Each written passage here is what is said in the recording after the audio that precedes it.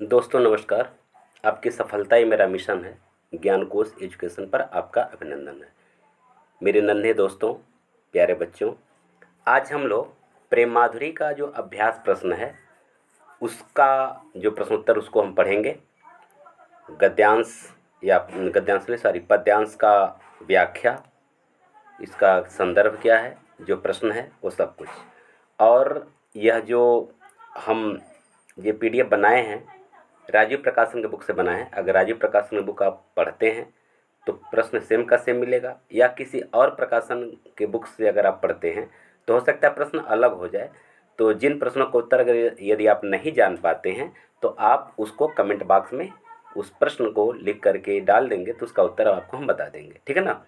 तो यहाँ से आपको न सिर्फ 9th 10th 11 12 ये हर एक क्लास का वीडियो अपलोड भी पहले से भी है, पूरा बहुत शानदार ढंग से पढ़ाया गया है। आप अगर 9 के अलावा 10 11 12 के विद्यार्थी हैं, अगर आप इस वीडियो को देख रहे हैं तो आप प्लेलिस्ट में जाएंगे। प्लेलिस्ट में हर एक क्लास का गद्य का अलग, पद्य का अलग, संस्कृत का अलग, व्याकरण का अलग वीडियो बना हुआ है, आप वहाँ से देख सकते हैं। और जैसे आपका विशेष करके 12th और 10th का एग्ज़ाम जैसे नज़दीक आने वाला है बोर्ड का, जैसे मान लीजिए दिसंबर के आसपास से, फिर हम आपको एग्ज़ाम से संबंधित नए नए अपडेट्स से आपको अवगत कराते रहेंगे। परीक्षा में कैसे लिखें, कैसे बेहतर नंबर हो, ये सब सारी चीज़ें आपको बताया जाएगा, ठीक है ना। फिलहाल आइए हम लोग देखते हैं कक्षा 9 का प्रेम माधुरी का अभ्यास प्रश्न। तो पूरा हम ये पढ़ेंगे नहीं, आप सीधे हम प्रश्न पर आते हैं। पहला प्रश्न है, प्रस्तुत पद्यांश का संदर्भ लिखिए, ठीक है ना। यहाँ लिखा है प्रस्तुत पद्यांश का क्या लिखिए, संदर्भ लिखिए। तो इसका उत्तर क्या हो जाएगा, देखिए, पाठ का नाम आप लिख देंगे प्रेम माधुरी और रचयिता का नाम लिख देंगे भारतेंदु हरिश्चंद्र। ये आपके पहले प्रश्न का उत्तर हो जाएगा, ठीक है। आइए हम लोग आगे बढ़ते हैं। दूसरे प्रश्न पे चलते हैं। तो दूसरा प्रश्न कहता है कि प्रस्तुत पद्यांश में वर्षा ऋतु के आगमन पर कौन कौन जीव अपनी प्रतिक्रिया व्यक्त करते हैं, ठीक है ना। वर्षा ऋतु के आगमन पर कौन कौन जीव अपनी प्रतिक्रिया व्यक्त करते हैं। तो आपका उत्तर क्या हो जाएगा, प्रस्तुत पद्यांश में वर्षा ऋतु के आगमन पर मेढक, मोर, प्रेमी युगल, कोयल आदि अपनी प्रतिक्रिया व्यक्त कर रहे हैं। यानी इतने लोग ये वर्षा ऋतु के आगमन पर पाठ के अंतर्गत इतने लोग अपनी प्रतिक्रिया व्यक्त कर रहे हैं। ये आपका उत्तर हो जाएगा। ओके, चलिए आगे बढ़ते हैं। आपका जो तीसरा प्रश्न है, तीसरा प्रश्न क्या कर रहा है, प्रस्तुत पद्यांश से अनुप्रास अलंकार का एक उदाहरण लिखिए। जो पद्यांश है ऊपर जो देखे हैं, तो उससे अनुप्रास अलंकार का एक उदाहरण लेना है। तो आपका यही हो जाएगा, कूके लगे कोयले कदम्बन पर बैठ फिर। यहाँ क की आवृत्ति क की आवृत्ति हो रही है, इसलिए यहाँ क्या हो जाएगा, अनुप्रास अलंकार हो जाएगा। और यह चूंकि इसी में से लिया गया है, तो देखिए पहला ही पंक्ति है, कूके लगे कोयले कदम्बन पर बैठ फेरी, धोए धोए पात हिली हर्षे लगे, दूसरे में भी है, दूसरे में भी आपका हो जाएगा अनुप्रास अलंकार। देखिए यहाँ भी अनुप्रास अलंकार है, फेरी झूमी झूमी वर्षा ऋतु आई फेरी, यहाँ भी है, बादर निगोरी झुकी झुकी बरसे लगे, यहाँ भी आपका हो जाएगा।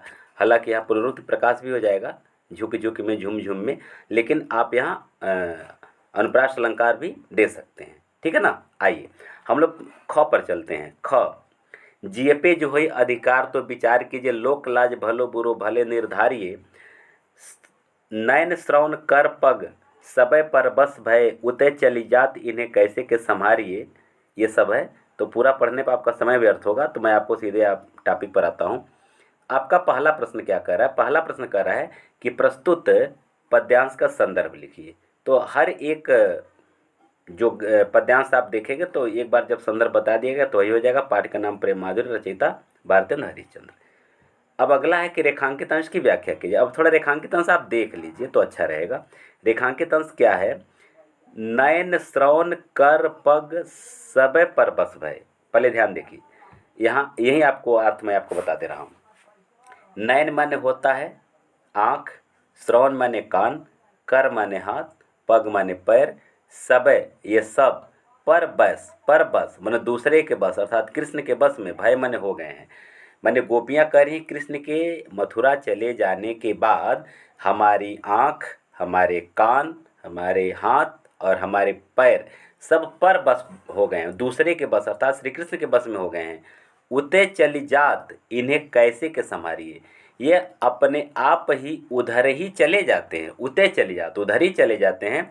इन्हें कैसे के संभारिए, इन्हें मैं कैसे संभालूं, इन्हें मैं कितना संभाल करके रखती हूँ। गोपियाँ कहती हैं उद्धव से, इन्हें मैं कितना संभाल करके रखती हूँ, लेकिन ये उधर ही चले जाते हैं जिधर हमारे प्रिय कृष्ण गए हुए हैं। कौन कौन उधर चले जा रहे हैं? नयन यानी आँख, कान, हाथ और पैर। क्लियर? चलिए, तो यहाँ मैं सीधे लिख भी दिया हूँ, आप यहाँ सीधे इसका अर्थ लिख लेंगे। कवि कहते हैं कि वियोगिनी गोपियाँ कहती हैं कि जब से श्री कृष्ण मथुरा गए हैं तभी से हमारे आँख, कान, पैर सब, हाथ पैर सब कृष्ण के बस में हो गए हैं। हम इन्हें कितना भी संभाल रहे हैं, ये संभल नहीं रहे हैं, यह कृष्ण के पास चले जा रहे हैं। ठीक, चलिए तीसरा जो प्रश्न है आपका, विसार का मूल तत्सम क्या है? तो विसार का मूल तत्सम है विस्मृत। विस्मृत माने भूलना, विसार माने भूलना। तो इसका जो तत्सम हो जाएगा वो हो जाएगा आपका विस्मृत। ठीक है, ग देखिए, ग का सबसे पहले जो रेखांकित अंश उसको देख लीजिए ताकि अच्छा रहेगा, क्योंकि ये आएगा ही रेखांकित अंश। तो एक जो होए तो ज्ञान सिखाइए, एक जो होए तो ज्ञान सिखाइए, कूप ही में भांग, कूप में ही यहाँ भांग परी है। एक जो होए तो ज्ञान सिखाइए, कूप में ही यहाँ भांग परी है। ठीक है ना? तो इसका प्रश्न थोड़ा देख लीजिए क्या है। पहले आपका है संदर्भ, तो संदर्भ आपका क्लियर है, प्रेम माधुरी और भारतेंदु हरिश्चंद्र। हाँ, व्याख्या है, तो चलिए व्याख्या हम आपको पहले यहाँ समझा दे रहे हैं, उसके बाद से आपको वहाँ लिख करके भी रखे हुए हैं, आप वहाँ से लिख सकते हैं। गोपियाँ उद्धव से कहती हैं कि हे उद्धव, आप जो निर्गुण ब्रह्म का ज्ञान सिखाने के लिए आए हुए हैं, तो आप यह मत समझिए कि किसी एक को पकड़ करके सिखा देंगे तो सीख जाएगी, बाकी जो दूसरी भले सीखे चाहे न सीखे। नहीं, कह रही हैं एक जो होए, अगर एक होती तो आप अपना निर्गुण ब्रह्म का जो ज्ञान लेकर के आए हुए हैं वो ज्ञान सिखा देते। लेकिन यहाँ क्या है, यहाँ तो कुएं में ही भांग पड़ी हुई है। इसका भाव पहले समझिएगा। कुएं में भांग पड़ने मतलब क्या हुआ कि अगर कुएं में भांग पड़ जाए तो उस कुएं से जितने भी लोग जल पिएंगे सब के सब बावले हो जाएंगे, मतवाले हो जाएंगे। ठीक है ना? तो कह रही ये सभी गोपियाँ कृष्ण के वियोग में मतवाली हैं, व्याकुल हैं। तो एक तरह से कृष्ण के मतलब स्मृति कह सकते हैं, याद कह सकते हैं, स्मृति या याद रूपी कुएं में ही भांग पड़ गई है और उनके याद में सारी गोपियाँ केवल उन्हीं के ध्यान में लीन हैं। आपके ज्ञान का पाठ यहाँ पढ़ने वाला कोई नहीं है। तो इसको सिस्टमेटिक ढंग से कैसे लिखेंगे देखिए, मैं यहाँ लिख दिया हूँ, PDF बना दिया हूँ। गोपियाँ उद्धव से कहती हैं कि हे उद्धव, आपके ज्ञान की सीख यहाँ कोई मानने वाला नहीं है। सभी कृष्ण के प्रेम में ही मगन है। जिस प्रकार कूप में भांग पड़ी हो तो उस कूप के जल को पीने वाले सभी को नशा छा जाता है, वही दशा हम गोपियों की है। ठीक है ना? ऐसे आप लिख लेंगे। अब यहाँ क्या है, कुएं का दो पर्यायवाची लिखना है। तो कुआं और इनारा, इनारा इसको आप गांव में इनार भी बोलते हैं, कहीं इनार है, इनार झांकना। ठीक है ना? तो वही इनारा है। कुआं और इनारा दो आपका पर्यायवाची हो जाएगा। ठीक है ना? चलिए घ देखिए, पहले रेखांकित अंश ही देख लिया जाए। रेखांकित अंश क्या कह रहा है? सखी आयो बसंत ऋतुन को कंत चहु दिस फूल रही सरसों। अब देखिए यहाँ प्रश्न क्या पूछ रहा है। संदर्भ हो जाएगा प्रेम माधुरी और भारतेंदु हरिश्चंद्र। रेखांकित अंश क्या कह रहा है पहले आपको समझा देना, तब यह आप उसको देखिएगा। देखिए, सखी आयो बसंत ऋतुन को कंत चहुदिस फूल रही सरसों। गोपियाँ कहती हैं एक दूसरे से उलाहना देते हुए कहती हैं कि हे सखी, कृष्ण कहते कि हम 3 दिन में ही आ जाएंगे, परसों आ जाएंगे, लेकिन परसों कहते कहते एक बसंत ऋतु नहीं गया, ये दूसरा बसंत ऋतु भी आ गया। बसंत ऋतु को कंत माने बसंत जो ऋतुओं का स्वामी है, बसंत जो ऋतुओं का स्वामी यानी ऋतुराज है, वह बसंत ऋतु, बसंत जो ऋतुओं का स्वामी यानी ऋतुराज है, वो बसंत ऋतु फिर आ गया है और चारों दिशाओं में अर्थात हर तरफ सरसों, पीले पीले सरसों के फूल लग गए हैं, क्योंकि सरसों में फूल बसंत ऋतु में ही आते हैं। तो ये कह रहे हैं चारों तरफ पीले पीले सरसों में फूल आ गए हैं और ऋतुओं का जो राजा बसंत ऋतु है वह फिर आ गया है, अर्थात पुनः आ गया, लेकिन कृष्ण अभी लौट करके नहीं आए। तो इसको लिखेंगे कैसे? भारतीय हरिश्चंद्र जी कहते हैं कि एक सहेली दूसरी सहेली से कहती है कि हे सखी, ऋतुओं का राजा बसंत ऋतु आ गया है और चारों तरफ सरसों में फूल आ गए हैं, लेकिन कान्हा अभी तक नहीं आए, अर्थात कृष्ण अभी तक नहीं आए। ठीक है ना, ये जो है कि गोपियाँ कह रही हैं। अच्छा, उसके बाद आपका जो अगला प्रश्न है, सरसों का तत्सम लिखिए। तो सरसप होता है, सरसों का तत्सम क्या होता है? सरसप।